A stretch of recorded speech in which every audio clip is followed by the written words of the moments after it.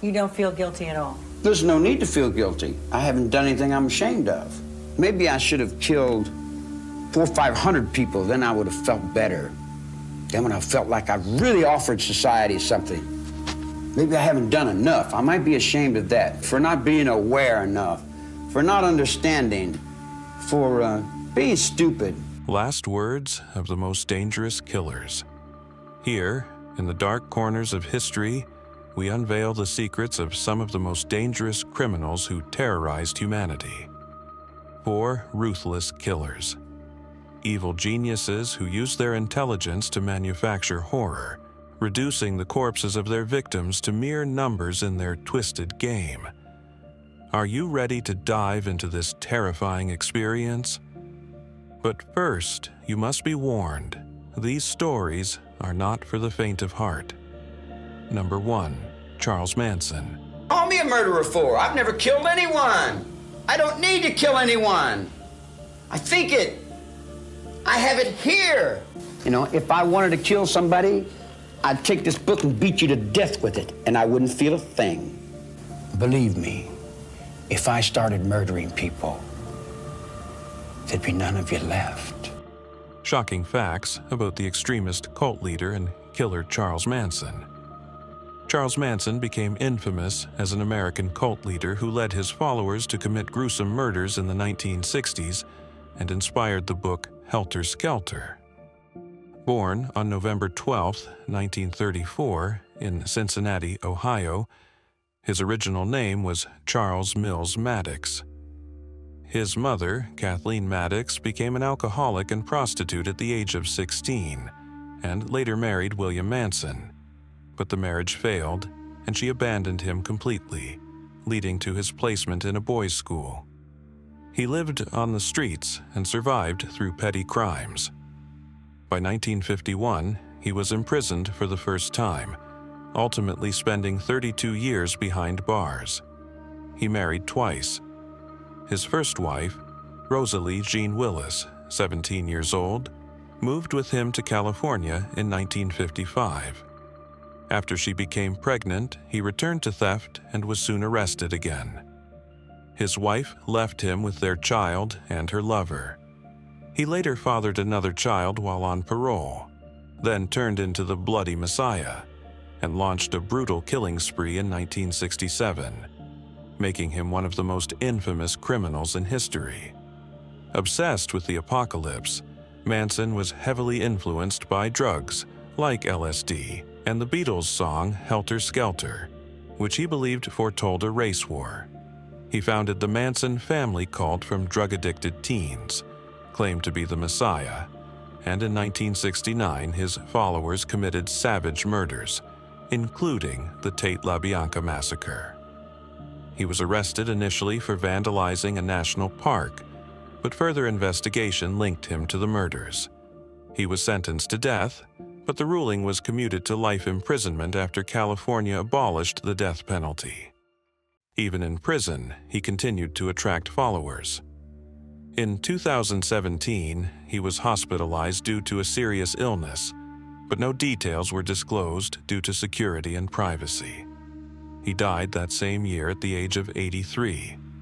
Number 2, Edmund Kemper. And that's when I decided I'm going to murder my mother. I knew a week before she died I was going to kill her. And she went out to a party, she got soused, she came home, went to sleep. I was woken up by that, came out. I walked up to her bed. She's laying there reading a paperback. And she said, "Oh, I suppose you're going to want to sit up all night and talk now." Shit. I looked at her, I said, "No." I said, "Good night."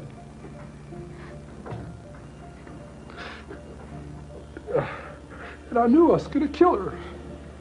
You know, it hurts. The giant killer who hunted his victims himself. Born on December 18, 1948 in California, Edmund Kemper grew up in a troubled household. His mother was abusive and humiliating. The toxic relationship between them intensified after his parents' divorce.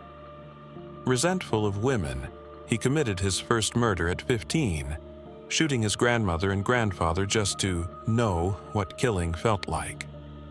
He was institutionalized in a psychiatric facility, but cleverly convinced doctors he had recovered. After his release, he began killing female college students in the 1970s. His large build, 2.06 meters tall, made his victims powerless. He would pick up victims from bus stops, kill them in his car, dismember them, and keep body parts as trophies. He even kept their severed heads in his fridge and talked to them grotesquely. His crimes peaked when he killed his own mother with a hammer, then invited her friend over and murdered her too. After that, he called the police himself and confessed. He was sentenced to life imprisonment, where he remains today. Psychologists diagnosed him with antisocial personality disorder and deep hatred for women. He once said, "I wanted to become the worst thing imaginable, and I did." Despite multiple requests for parole, he was always denied for being a constant threat to society. Today, he is 75 years old, still in a California prison, playing video games and exchanging letters with fans. Number 3. David Berkowitz. Doing something to appease the devil, I'm sorry for it, but I was, at this time, was serving him. I was serving him. I feel that he had taken over my mind and body, and I just surrendered to those very dark forces. I regret that with all my heart, but that was like 40 years ago, and I understand that it was a demonic thing, and I just opened myself up to some very dark forces to come in, and I can't, change that. I look at that in disbelief. I can't believe that happened. I look back, none of it makes any sense. I was under strong delusions. That's what happens when you come under those powers. You're under strong delusions. You just don't, you look back and say, what the heck happened? Son of Sam, the killer who terrorized New York.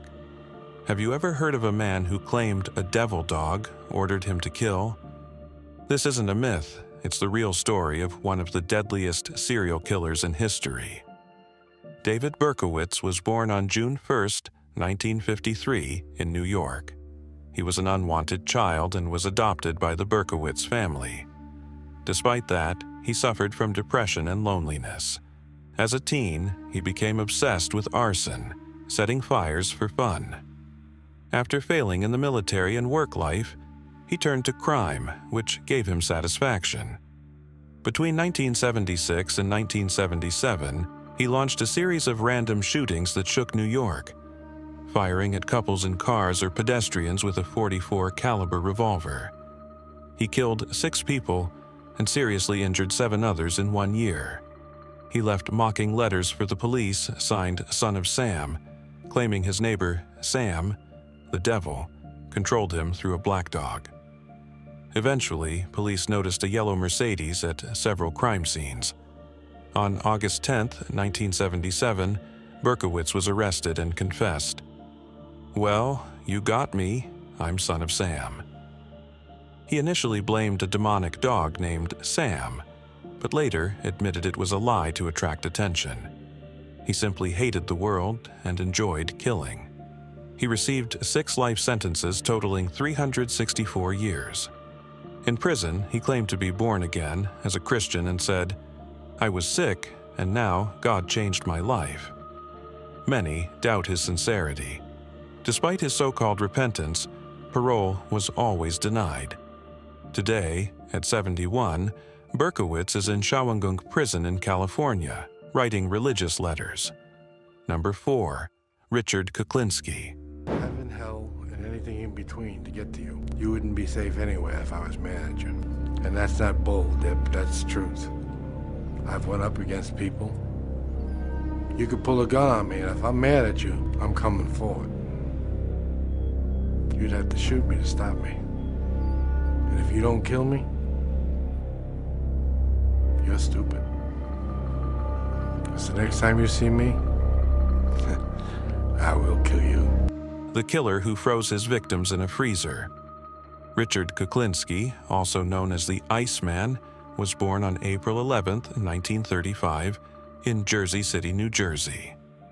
He was nicknamed the Iceman because he froze his victims to destroy forensic evidence, then left the bodies in public areas to mislead police.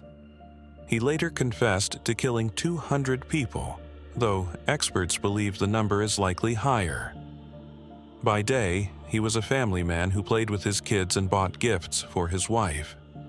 By night, he was a paid assassin for the mafia, expert in poisoning, stabbing, strangling, and shooting. In an interview, he said, "I never felt guilty. It was just business." His brutal methods even terrified the mafia. He used cyanide, sprinkling it on meals or injecting it into victims' eyes. His favorite weapon was a homemade silenced pistol. He often impersonated fake identities to lure victims and enjoyed frightening them before death. After 30 years of crime, he was arrested due to a secret video recorded by a colleague. In court, he smiled mockingly at journalists and was sentenced to life in prison.